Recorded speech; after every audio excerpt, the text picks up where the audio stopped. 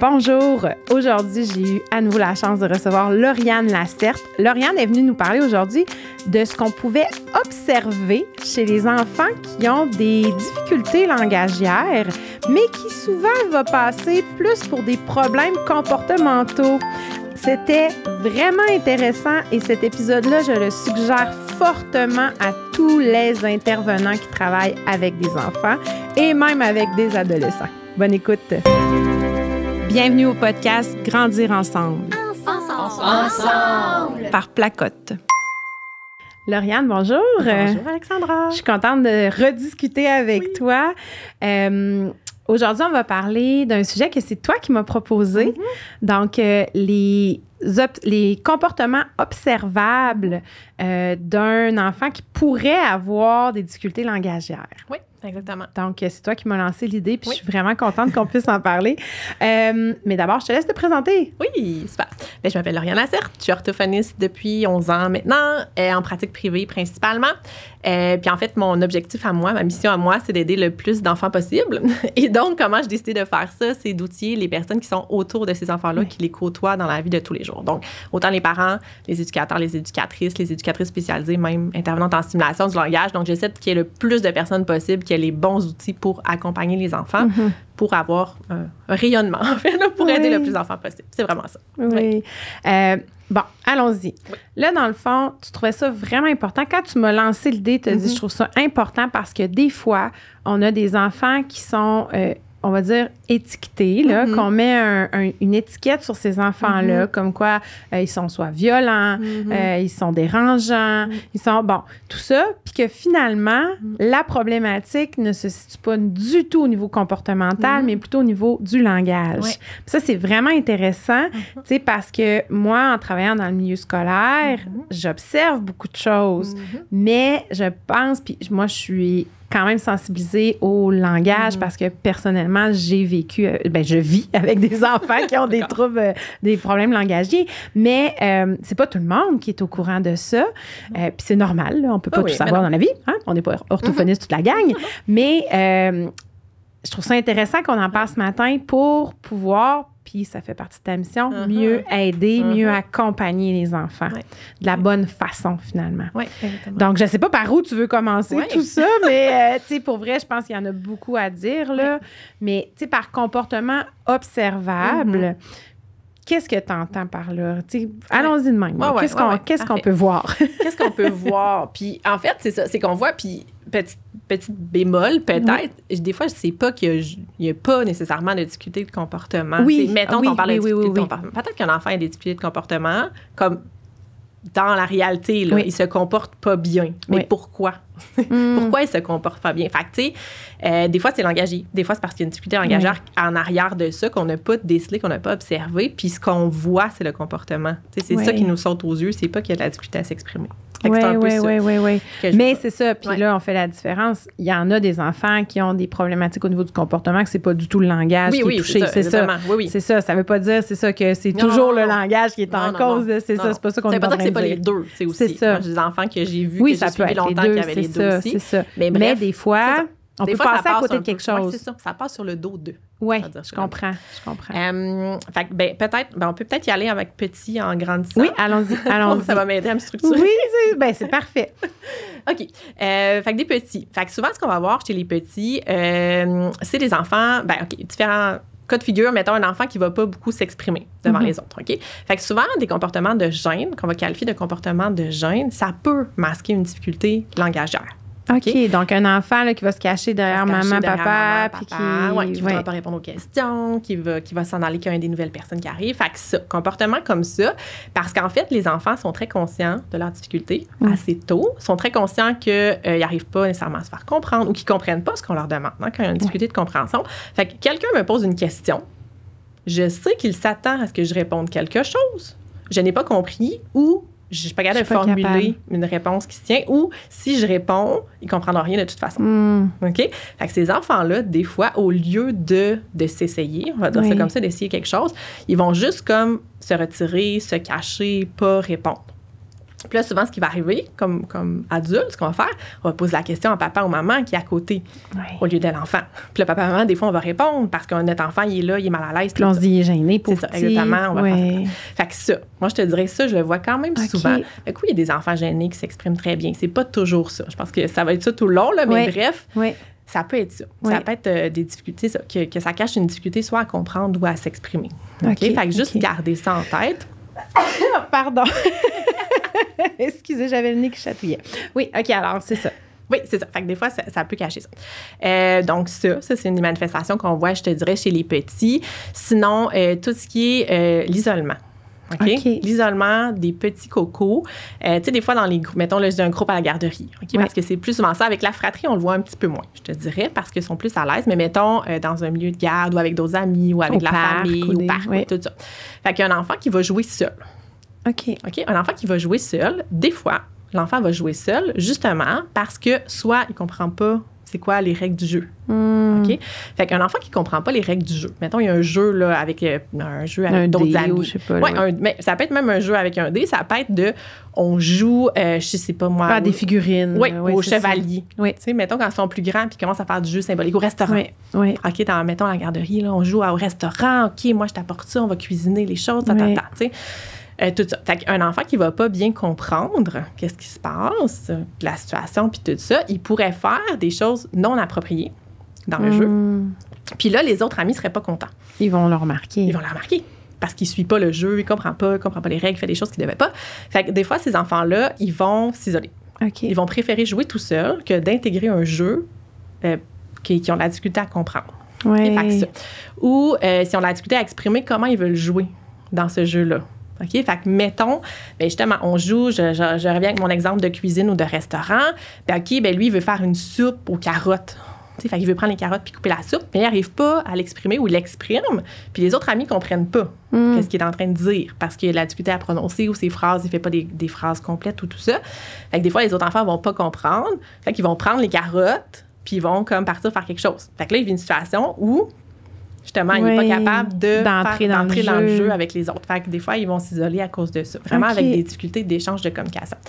Puis un peu le même, mettons, je prends le même exemple, bien, l'enfant, il pourrait à la place se fâcher. Ah oui. Reprendre les carottes ou pousser l'ami, prendre ses carottes. Lancer le jouet. Puis qu'on se fasse faire son jeu. Puis en fait, il n'y avait pas une intention en arrière de ça, de se fâcher. C'est juste qu'il était dans une situation où il avait envie de communiquer quelque chose, où il voulait faire quelque chose, il n'a pas réussi à communiquer ses intentions avec les autres personnes.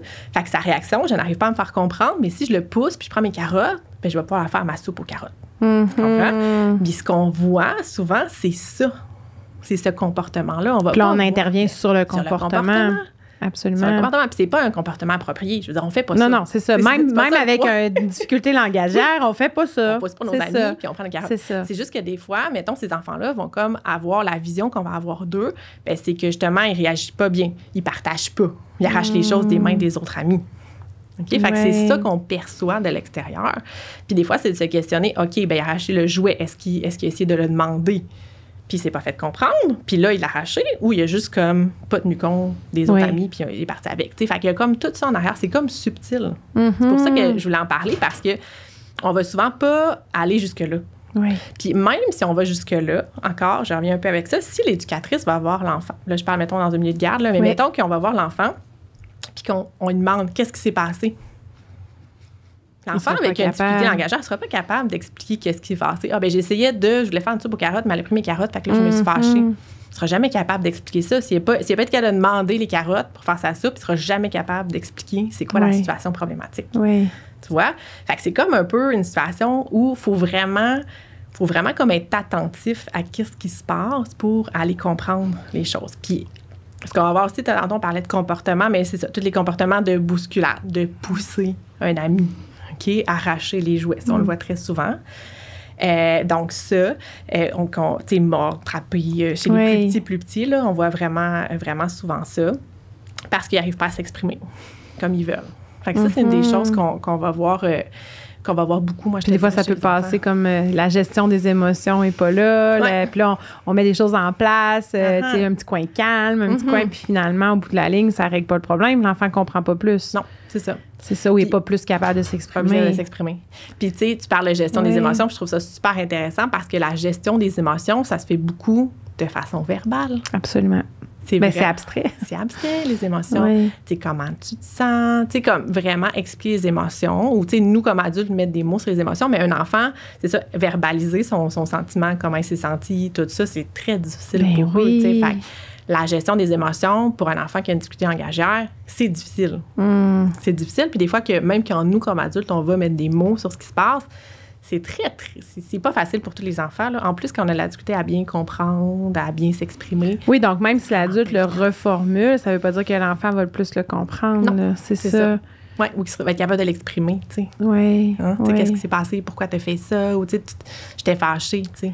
Oui, puis, tu sais, ça me fait penser, quand ils sont tout petits, qui ne parlent pas encore, là. Tu sais, un enfant va crier, il va devenir rouge, on voit qu'il est fâché, on voit qu'il est en colère, mais c'est parce que clairement, il n'est pas capable de nous le dire. Mais c'est un peu la même chose, là. C'est la même chose, c'est juste qu'on prend pour acquis que rendu à cet âge-là, il devrait être capable de nous le dire, ou il devrait être capable de régler le conflit, de ne pas avoir de conflit de cette façon-là, tu sais. Fait qu'on prend pour acquis qu'ils sont capables, mais un coco qui est en difficulté langagière, ben là, c'est ça, là. Ça va durer comme plus longtemps, dans le fond. Ça va durer vraiment plus longtemps. Oui, tout cet aspect-là. Fait que ça, c'est pour les plus petits. Oui, pour les plus petits. Puis là, parce que dans notre... on a fait un épisode avant sur le trouble développemental du langage. Puis là, moi, tu m'as dit, puis là, ça, c'est qu'on peut arriver au secondaire, au cégep même, puis pas savoir qu'on a ce diagnostic-là, puis se faire poser, puis là, c'est pas un diagnostic, je corrige, une conclusion orthophonique d'un trouble développemental du langage, ça peut aller jusqu'au cégep. Donc, j'imagine que oui, là, on parle des petits, mais là, au primaire, par exemple, on doit pouvoir observer des choses aussi. Oui, exactement. Au primaire, bien, on peut observer un petit peu les mêmes choses, des comportements, des réactions non appropriées. Il y a souvent une mauvaise compréhension, justement, des jeux qui sont plus compliqués. OK? Fait une des choses qu'on va voir, c'est que, mettons, l'enfant, il va pas suivre. Il va pas suivre ce qui se passe. T'sais, il a l'air un peu mêlé. Passif. Il a l'air, ça peut être une chose. Fait qu'il peut avoir l'air mêlé, genre il fait jamais la bonne affaire. Oui. OK? Ou il écoute pas les consignes. OK? Donc, ça, souvent, il écoute pas les consignes. J'ai dit de faire ça, puis il a pas fait ça. Fait qu'il écoute pas mes consignes. Fait qu'il a pas compris ta consigne. Il a pas écouté ta consigne. C'est ça, il était attentif. Il était attentif, il voulait bien, il a pas compris. Fait que là, il a fait la mauvaise chose. Fait que là, il va se faire un peu reprendre ou chicaner ou avertir ou quelque chose comme ça. Puis, il fait toujours ça. C'est récurrent. Il écoute jamais. Non, mais c'est pas qu'il écoute jamais, c'est qu'il comprend. Il comprend jamais. Jamais. C'est ça. Il comprend jamais. C'est une différence, c'est une grosse différence. Parce que, tu sais, quand on voit que l'enfant nous écoute, puis qu'à chaque fois, c'est pas adéquat, bien là, ça devrait nous sonner une cloche, là, c'est ça. Tu sais, j'ai un exemple très concret, là. J'allais faire une évaluation dans un milieu scolaire, puis le coco, son enseignante a dit, ben là, tu as un rendez-vous avec l'orthophoniste, tu sais, comme sort, puis va au secrétariat. Mais le petit gars, il est parti avec tout son stock. Ah oui, lui, c'est ça, il s'en allait. Un rendez-vous. Ben dans sa tête, il est parti avec toutes ses affaires. Puis l'enseignante a dit, voyons, tu sais, il comprend. Il est encore mêlé, il comprend pas. C'est ça. Mais c'est ça, mais lui, l'enfant, il s'est fié avec sa logique, probablement. Il s'en allait, il y avait un rendez-vous. C'est ça. Fait que, tu vois, c'est pas qu'il voulait pas. C'est très subtil. Oui, c'est qu'il n'a pas compris. Ça n'a pas été mis en contexte, ça n'a pas été expliqué assez. C'est un enfant, peut-être qu'il n'avait pas eu de difficulté, il a peut-être dit, OK, j'ai un rendez-vous, est-ce que c'est dans l'école? Est-ce qu'il faut que je te ramène des choses? Il aurait comme essayé de creuser un petit peu s'il ne comprenait pas. Mais là, je vois des élèves que je côtoie au quotidien, puis je me dis, il va falloir être plus attentif que ce que j'étais déjà. Puis pourtant, je suis quelqu'un qui était déjà sensibilisé à ça. Mais OK, continue. Puis là, on va le partager, on va dire aux enseignants, aux intervenants. Oui, vraiment. Mais juste être attentif, comme on disait tantôt, c'est pas toujours ça, mais juste être attentif à ça. Tu parlais de passivité. Ça, c'est quelque chose aussi qu'on voit beaucoup. Un enfant qui est passif parce que, deux choses, qu'il comprend pas ce qu'on lui demande ou il veut pas vivre un échec. Ça, je le vois vraiment beaucoup avec mes cocos en difficulté. Vraiment. Puis, ça fait des enfants, des fois, qu'ils ont des difficultés langagières, mettons. Puis là, ils savent que la tâche qui est demandée, ils n'y arriveront pas. Fait que soit ils ne comprennent pas les consignes, les étapes. Puis, tu tu sais, des fois, ça va, petite parenthèse, ça va en évoluant. Tu sais, dans le sens, au début, l'enfant, il essayait quelque chose, tu sais. Là, il était comme là, il essayait quelque chose, puis là, finalement, c'était pas la bonne affaire. Il est toujours en échec. Il est toujours en échec. Fait qu'il avait pas compris la consigne, il avait pas fait le bon travail, il fallait qu'il recommence. C'était pas ça. OK, on recommence, c'était pas bien compris, c'est pas ça que tu dois faire ça, on réexplique, puis là, il réessaie. À un moment donné, j'ai des enfants, moi, qui essayent plus. Oui. OK? Fait que là, ils sont passifs. Fait que là, on dit ils sont passifs, ils font de l'opposition. en opposition, c'est ça. Ils sont en opposition.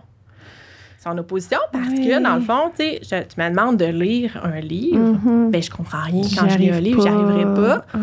C'est plate. Pourquoi je ferais ça? Je le fais pas. Ça soit les bras croisés. Je fais pas le travail. Fait que c'est pas un comportement approprié, encore une fois. Non, c'est ça. La logique voudrait que tu poses une question, que tu dises, j'y arrive pas, mais c'est accumulé aussi. C'est accumulé au fil du temps. Puis des fois, c'est le sentiment de ne pas être compétent. Tu sais, des fois, c'est plus facile pour les enfants d'être passifs, de dire, ben je m'en fous. Un peu de démissionner, de baisser les bras. Je suis pas bon là-dedans. J'y arriverai pas de toute façon. Fait que tant pis, je le fais pas. C'est pas grave. Tu sais. Fait que c'est plus facile de faire ça. Ben ils se protègent, en fait. Oui, c'est ça. Ils veulent pas vivre un échec. Ils veulent pas, c'est ça. Donc, je le ferai pas. Je sais que je vais... Il y a moins d'impact de se faire dire, voyons, qu'est-ce que tu fais, que de se faire dire, t'as rien compris. T'as rien compris. Exactement. Fait que, ça, puis je le vois beaucoup. Parce que je travaille avec les jeunes de cet âge-là, au primaire. Puis c'est ça. Fait que souvent, c'est ça. Fait que ça passe comme opposition, passivité, il veut pas essayer, il fait pas l'effort, tout ça, alors que, ben, des fois, les efforts, c'est ça, les efforts qu'il a fait tout ce temps-là, ça l'a pas mené au résultat qu'il voulait, donc il a un peu baissé les bras, ou des fois, c'est temporaire, c'est sur une tâche en particulier. Ah ben ça, non, ça, moi, j'écris pas. Oui, ben ça, on le voit beaucoup, les plus vieux, non, moi, j'écris pas. Comment t'écris pas? T'écris? Pourquoi t'écris pas? T'écris, oui. Mais OK. Oui, fait que des fois, c'est comme accumulé, ça. Fait que chez les plus vieux, c'est des fois ça qu'on va voir, moi, je te dirais. Fait que ça, c'est ça, mais sinon, un exemple aussi, plus, mettons, maternelle ou tout ça, tout ce qui est causerie, même la garderie, tout ce qui est la causerie, très difficile pour un enfant. Qu'est-ce que tu as fait en fin de semaine? Rien. Rien. Je sais pas. Je sais pas. Oui. Ça, c'est très, très typique. Encore une fois, tu sais, des fois, être capable de se souvenir, c'est une chose. Souvent, c'est pas qu'ils s'en souviennent pas. Pas à cet âge-là. Les petits mini, oui, ils s'en souviennent pas pour vrai. Le temps puis le concept, c'est difficile. Mais là, c'est pas qu'ils s'en souviennent pas. C'est OK, comment je vais expliquer ça, moi, devant toutes les autres amies qui attendent une réponse. De ma part. Puis, est-ce qu'ils vont comprendre quand je vais l'expliquer? Est-ce que ça va être clair? Est-ce que je vais le dire comme il faut? Est-ce que je vais faire des erreurs dans mes mots? Est-ce que tout ça. Fait que des fois, c'est le sujet qui est difficile. Des fois, c'est la façon qu'on pose des questions, mais des fois, c'est être capable de l'exprimer carrément. Puis, petit truc, j'ai comme la misère à pas dire de trucs en même temps, mais non, mais c'est important, on en donne du concret aussi. Je dis, tu sais, faites-le vous-même. Tu sais, mettons, là, premièrement, mettre un enfant en difficulté langagière sur un spotlight, c'est pas super parce que, justement, ça met beaucoup de pression. Puis plus un enfant a de la pression sur son langage, bien, plus c'est difficile, plus ça va être difficile. Oui, c'est comme quelqu'un qui bégaye. Si tu lui dis tu bégayes, il va bégayer en style. Oui, exactement. Fait que, il faut comme juste faire attention à ça. Et puis l'autre chose, c'est que moi, je donne toujours un modèle. OK, moi, en fin de semaine, je suis allée cueillir des pommes avec mes enfants. C'était vraiment chouette, il faisait beau. On avait fait un pique-nique là-bas. Toi, qu'est-ce que tu as fait? Fait que là, il peut repartir. Moi, en fin de semaine, j'étais avec mes parents, puis on a fait telle activité. C'est beaucoup plus facile que si qu'est-ce que tu fais en fin de semaine. OK, je pars de où? Qu'est-ce que je dis? C'est ça. Fait que vraiment, comme y aller comme ça, tout ce qui est causerie, là, vraiment. Puis tout ce qui est lire des livres. T'sais, on parle beaucoup de la lecture interactive, enrichie, c'est tout ça. C'est super important. Puis là, des fois, les professeurs préscolaires ou même à la garderie, ils me disent, l'enfant, il est toujours en train de se lever. Il écoute pas mon histoire. C'est le seul, là. Tous les enfants sont là, ils écoutent, ils répondent à mes questions. Lui, il se lève toujours, il part. OK, est-ce qu'il comprend? Est-ce que c'est clair pour lui? Est-ce qu'il comprend qu'est-ce que tu dis? Est-ce que tu clarifies les mots? Est-ce que tu expliques? Est-ce que c'est trop loin? Est-ce que c'est trop compliqué? Ça se peut que pour lui, l'histoire, il perde le fil. Si les images sont pas concrètes, il va perdre le fil. Puis on s'entend que ça arrive souvent. On comprend pas les mots, mais c'est ça. Fait que non, rester là à écouter une histoire, un récit, un film même, des fois même un film. Si l'enfant, il a la difficulté avec sa compréhension, oui, il y a des images, c'est beaucoup plus facile un film qu'un livre quand même, mais reste que des fois un comportement de se dire, il s'en fout. Il n'y a pas le goût d'écouter ça. Il n'y a pas d'intérêt, il n'y a pas le goût d'écouter ça. J'essaie de lire des livres pour stimuler son langage, mais ils n'écoutent pas de toute façon. ben peut-être que le niveau de ton livre ne correspond pas à l'enfant. Essaie de voir qu'est-ce qui se passe. T'sais. Ou est-ce que encore une fois, on dit va pas nécessairement l'interpeller, lui poser des questions directement à lui pour voir s'il suit. Oui, c'est ça, va prendre le voisin à côté. Mais en même temps, est-ce que tu es capable de l'inclure quand même dans ta discussion sans mettre le spotlight, justement, en donnant un exemple ou en parlant de faits plus vécus en lien avec l'histoire. Il y a comme plein de façons de faire. Fait que ça aussi, tu as un manque d'intérêt. Rendre ça plus concret. Ouais. Un manque d'intérêt, ça peut cacher une difficulté de compréhension. Ouais. En arrière de ça. C'est complexe, hein? C'est très complexe. C'est complexe. Très complexe. Puis tu vois, ça, c'est beaucoup l'expérience. Parce que j'en ai vu d'autres, c'est ça. J'en ai vu. Je suis allée dans les garderies, je suis allée dans des écoles, j'ai vu les enfants. Fait qu'il y a comme plein de choses comme ça qu'on se dit, tu sais, cet enfant-là, il vit des défis qui sont pas compris. Oui. Qui sont pas compris puis qui sont pas reconnus comme une difficulté langagière ou une difficulté en lien avec le langage, qui sont vus comme comportementales ou son attitude ou tout ça. Puis, c'est ça. Moi, c'est ça. J'en ai vu beaucoup, fait que je suis capable d'en parler, mais c'est pas évident. Il faut vraiment comme avoir cette lumière-là, peut-être là-dessus, je te dirais. Oui. Puis à la maison, par exemple, qu'est-ce qu'on peut observer? Parce que là, tu as parlé beaucoup en contexte de groupe, tu as parlé, mais au quotidien, à la maison, comme parent, qu'est-ce qu'on peut observer? Parce que ça, c'est les observations à l'école, dans le service de garde, c'est les intervenants qui vont nous le rapporter. Là. Hey, écoutez, votre garçon, il veut rien savoir. Là. Il fait rien. Il fait rien. Ou il n'est pas capable de rester assis. Il est toujours debout, il part, il va se moucher, il va... Tu sais, bon... Mais là, on a des explications. Mais comme parents, qu'est-ce qu'on peut voir dans le quotidien de notre enfant?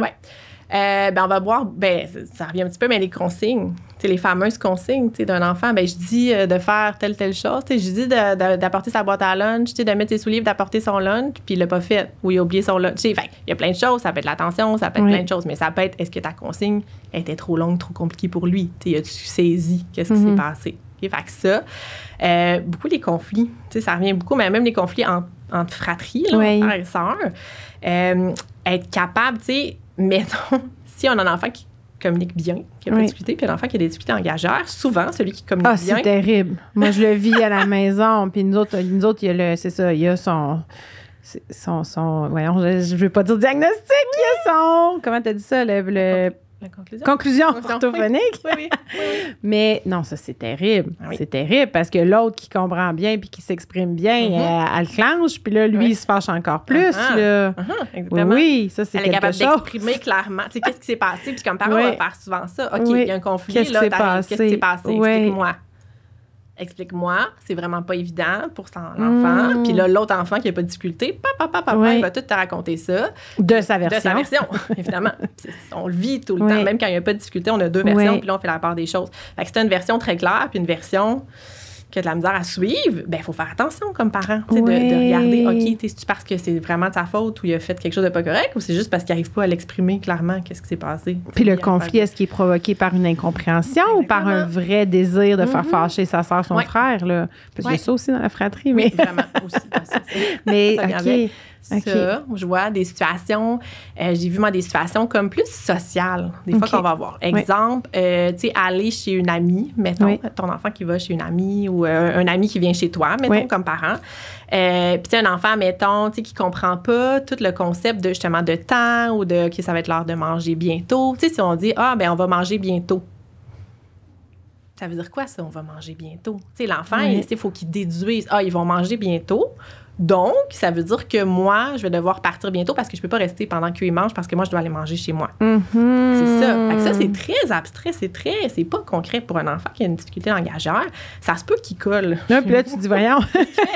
J'ai dit qu'on allait manger. C'est ça. Puis il est encore là. Tu sais, qu'est-ce qui se passe? Puis tu sais, c'est ça. Fait que ce genre de situation-là, ou dans des fêtes d'amis, tu sais, l'enfant qui va pas nécessairement suivre, qui va qui va être un petit peu mélangé dans ce qui va se passer, les activités, ou, tu sais... Quand il y a quelque chose qui sort du quotidien, là, qui sort du... qui va sortir de la routine du quotidien. Fait que ça peut être ça.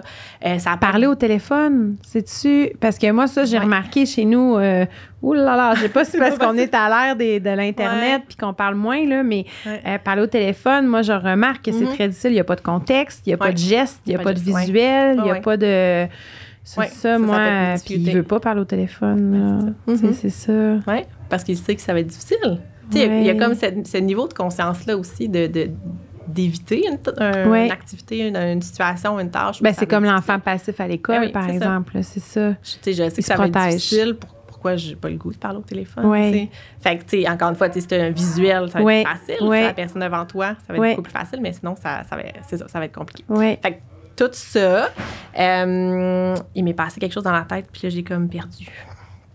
Mais c'est ça, dans le fond, à la maison, ben ça t'est revenu? Vas-y. Non, OK.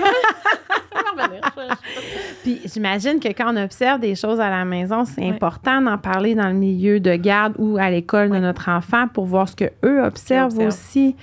Parce que si notre enfant est toujours passif à l'école, ben puis on le sait là, avec les plus vieux, ben les communications avec les parents se font plus rares, de plus en plus rares. Plus notre enfant vieillit, plus les communications se font rares. Puis des fois, c'est trop tard dans le sens que ça fait longtemps qu'on observe que le milieu scolaire met des choses en place, mais qu'à la maison aussi, on observe des choses, puis on n'est pas capable de se dire, mais non, finalement, il y a peut-être une autre problématique. Là. Oui. C'est ça. Oui, vraiment. Puis de voir si l'enfant réagit de la même façon, justement, en contexte de groupe versus en contexte individuel, versus, tu sais, il y a comme tout ça aussi, tu sais. Encore une fois, un contexte de groupe avec des pairs, c'est plus stressant pour un enfant qui a des difficultés de langage qu'être chez lui avec papa-maman. Fait qu'est-ce qu'il y a des choses comme ça? Est-ce que quand on va changer le contexte, puis qu'il va être comme plus... On appelle ça mettre de la pression sur son langage. Quand on a un niveau de stress qui augmente, c'est comme s'il y a une pression sur son langage. Puis là, ils vont réussir moins bien versus quand il est calme. C'est ça. Mettons, un enfant qui va essayer de raconter... mettons, c'est ça, raconter quelque chose, expliquer ou tout ça, ben j'ai des parents qui me disent, OK, ben tu sais, mettons, je suis à table, puis là, on raconte qu'est-ce qu'on a fait dans notre journée ou tout ça, on parle d'un événement ou quelque chose qu'on veut faire, ben il va jamais rien dire ou il va pas s'exprimer ou, tu sais, c'est tout petit, il prendra pas la parole. Il faut poser plein de questions, puis là, ils vont, tu sais, des enfants qui parlent pas beaucoup, ça aussi, oui, c'est ça, des enfants qui parlent pas beaucoup, fait qu'ils vont répondre avec une petite mini-réponse. Tu sais, puis des fois, on le voit chez les garçons. Fait qu'on passe souvent ça sous la personnalité. C'est un enfant qui parle pas beaucoup. Mais oui, c'est comme vrai. ça. Puis des fois, c'est comme, ben, son père aussi, il était comme ça, il parle pas beaucoup. J'entends souvent ça. On va faire une petite évaluation, papa. Personne de peu de mots. Le pire, c'est que personne de peu de mots. Oui, c'est ça. Ça, c'est un autre dossier, mais parenthèse, souvent, les parents qui embarquent dans un processus de diagnostic, peu importe, se rendent compte que la pomme n'est pas tombée loin. En effet. Oui. Mais c'est ça. Fait qu'il parle pas beaucoup. Tout ça, il faut poser plein de questions. Il faut poser une question, puis là, il répond. Une petite répondre à la question. Mais ils vont pas élaborer. Ils vont pas poursuivre la conversation, tout ça. Vraiment comme très court. Puis surtout dans un contexte où il y a beaucoup de gens ou tout ça. Réponse très courte. Parce qu'ils sont gênés de se tromper. Ben oui, ou parce qu'ils n'ont pas compris. Ben, élaborer, tu sais, l'élaboration des idées, là, ça fait partie, le discours, ça fait partie du langage aussi. C'est compliqué. C'est compliqué. Puis ça demande d'utiliser tes mots précis, des phrases, de structurer ta pensée. Ça demande plein d'habiletés langagères, toutes réunies ensemble. Fait que c'est pas facile. Puis des fois, si on prend l'enfant à part, mettons le soir avant de le coucher ou des choses comme ça, ben là, des fois, ça va plus sortir spontanément parce qu'on va pas lui poser, encore une fois, une question. Il se sent peut-être moins pressé. Il se sent moins pressé, il se sent plus à l'aise, il se sent plus en confiance avec une personne proche, mettons. Fait que là, il va comme raconter des choses qu'il ne va pas nécessairement raconter au souper devant ses frères et sœurs. Donc, en 1-1, ça peut avoir l'air très bien. Notre enfant parle très bien. Puis, quand on tombe en contexte de grand groupe, ben là, c'est des petites réponses, il est effacé. C'est ça. OK. C'est pas nécessairement toujours la personnalité. Puis moi, je le vois beaucoup justement chez les plus grands. Tu sais, des fois, je disais dans l'autre épisode, que des fois, on les voit plus tard, les difficultés, mais des fois, c'est ça. Ah, ben non, c'est un ado. C'est normal, il parle pas beaucoup. Tous les ados, tous les gars ados sont de même, ils parlent pas beaucoup. Parce que là, rendu ado, c'est très abstrait, ce dont on discute. Les sujets aussi sont abstraits, pas juste le contexte des sujets. Puis c'est plus complexe, on complexifie. Des fois, ils se trompent de mots, ils vont utiliser un mot au lieu d'un autre, ils vont utiliser des mots imprécis, des mots vagues. Fait que l'autre personne ne va pas tout à fait bien saisir qu'est-ce qu'ils ont dit. Oui. Tout ça. Fait que je vais parler moins. Oui, c'est ça, finalement, je vais parler moins, mais c'est pas juste parce que c'est un ado, finalement. Non, c'est ça. Fait que ça aussi, gardez ça en tête, j'entends souvent ça. Aïe. OK. Puis là, on observe. Là, j'observe plein de choses. Je me dis, j'ai peut-être un doute, qu'est-ce que je fais? Oui. Qu'est-ce que tu fais? Moi, je te dirais... Pas moi, personnellement, là, mais qu'est-ce qu'on fait dans Qu'est-ce ce temps-là? qu'on fait? On essaie de voir si Moi, j'essaierais d'observer si on a plusieurs situations comme ça. Parce qu'un enfant qui a une difficulté en langage, elle va pas juste avoir un défi. Oui, c'est ça. Souvent, ça touche plusieurs sphères de son langage ou on va le voir dans plusieurs situations. Fait que, on garde ça en tête, on regarde comment il réagit, comment il se comporte, on en parle, quand on le disait tantôt, on en parle, OK, allez, moi, j'observe ça à la maison, ou si vous êtes dans le milieu scolaire ou en garderie, OK, moi, j'observe ça dans mon milieu, est-ce qu'à la maison, comment ça se passe? Communiquer, là, c'est comme la meilleure chose, c'est toujours facile, mais c'est super important. Fait que là, si on voit que oui, OK, à la maison, on observe ça, à l'école ou à la garderie aussi, on observe ça, OK, là, ça peut nous sonner comme plusieurs petites cloches, OK, des petits drapeaux, moi, dans plusieurs contextes. Dans plusieurs contextes. Vraiment. Fait que là, ça. Puis là, si on pense qu'il y a une difficulté, oui, on peut aller voir ou on peut lire. OK, tu sais, c'est quoi? Un trouble développemental notable? C'est quoi une difficulté langagère? Tu sais, qu'est-ce qu'on s'attend ou tout ça? Fait que ça peut être ça. Puis des fois, c'est d'aller intervenir, moi, je dirais, d'aller soutenir le langage, tu sais, au lieu d'aller travailler sur le comportement. Oui, si on revient avec l'enfant qui a lancé le bol de carottes dans le coin jeu symbolique, on peut revenir et dire « Oh, OK, qu'est-ce que tu voulais faire? Tu voulais faire une soupe aux carottes? Tu voulais jouer avec le bol? Tu voulais... » Puis là, c'est ça. Mais intervenir aussi sur le comportement qui n'est pas adapté. On lance pas le bol de carottes. C'est ça. Parce que la problématique du langage n'excuse pas ces gestes-là, jamais. C'est ça. C'est pas Puis même un enfant, j'imagine qu'il y a un diagnostic, une conclusion orthophonique, je vais finir par l'avoir. Même un enfant qui a une conclusion orthophonique, ça n'excuse pas ce genre de geste-là. C'est ça. Il ne devrait pas faire ça. Il ne devrait pas faire ça. Mais ça arrive plus fréquemment, j'imagine. Oui. C'est ça. Oui, ça arrive plus fréquemment parce qu'il y a de la difficulté à s'exprimer. C'est vraiment ça. Pas être capable de communiquer, là, c'est super fâchant. Quand on n'a pas cette difficulté-là, je pense qu'on ne comprend pas. Je pense pas qu'on puisse comprendre. Puis même moi qui côtoie ces jeunes-là tout le temps, je suis pas sûre que je peux comprendre qu'est-ce qu'ils vivent vraiment à ce point-là. Je peux comme être empathique à la cause puis comme mieux comprendre peut-être, mais quand même pas, c'est ça, je suis pas dans leurs souliers, là, mais c'est très fâchant. Fait que ça, ou c'est ça, essayer de comprendre, OK, tu veux pas, tu sais, mettons un enfant passif, tu sais, OK, là, tu t'écris pas, tu veux pas écrire, OK, tu sais, fait que essayer de voir en arrière de ça. Est-ce qu'il est vraiment passif ou il comprend pas la tâche? Que tu as une idée de ce que tu dois écrire. On va commencer ensemble. OK, moi, je vais faire la première phrase. Après ça, tu sais, comme essayer de pas attaquer de front, je te dirais, le comportement. Tu sais, on n'a pas le choix d'écrire. Hein? C'est ça. On a un texte à faire, on n'aura pas le choix d'écrire. OK, qu'est-ce que je peux faire? Mettre des choses en place, dans le fond. Oui, mettre des choses en place pour aller soutenir. Puis dans le pire des cas, si c'est pas le langage puis que c'est juste que l'enfant est passif, qui est en opposition, ben ça va l'aider de toute façon. Ça va l'aider de toute façon. C'est exactement ça. C'est ça. Fait qu'on perd rien à y aller en intervenant doucement. Oui. Puis en excusant pas le geste, le comportement. Oui. Puis expliquer pourquoi c'est pas un comportement approprié, mais qu'on va soutenir d'une autre façon. Oui.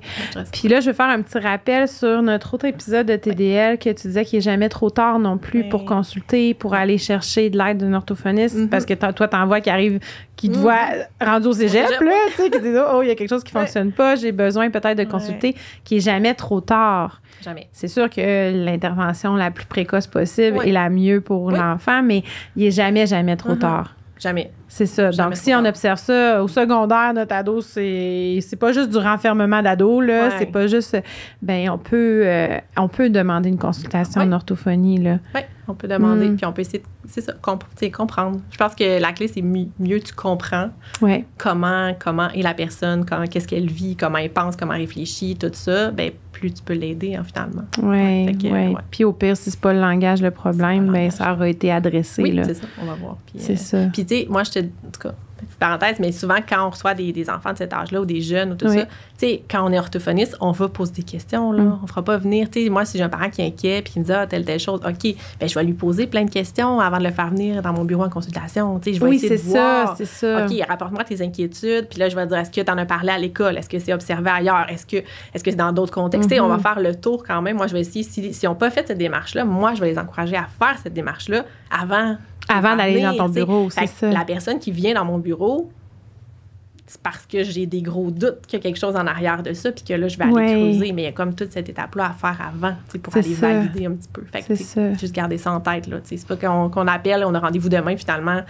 c'est pas ça pantoute. Oui, On va il y a quand des même poser démarches des questions avant. avant là, pour s'assurer qu'on oriente la personne à la bonne place. Puis je pense que c'est pas mal tous les professionnels qui font ça. Là. Absolument, absolument. Bien, Lauriane, merci. Ben, de rien. Je suis contente qu'on ait pu parler de ça aujourd'hui parce que je pense que ça va allumer des petites lumières à beaucoup de gens, peut-être sensibiliser aussi tous ceux qui sont en contact avec des enfants là, et même des ados. Peut-être que des fois, c'est pas juste le tempérament, peut-être que des fois, c'est autre chose au niveau langagier plus, puis de porter attention à ça sans nécessairement que ce soit ça au final, mais juste d'être attentif. Oui, merci. Ça me fait plaisir.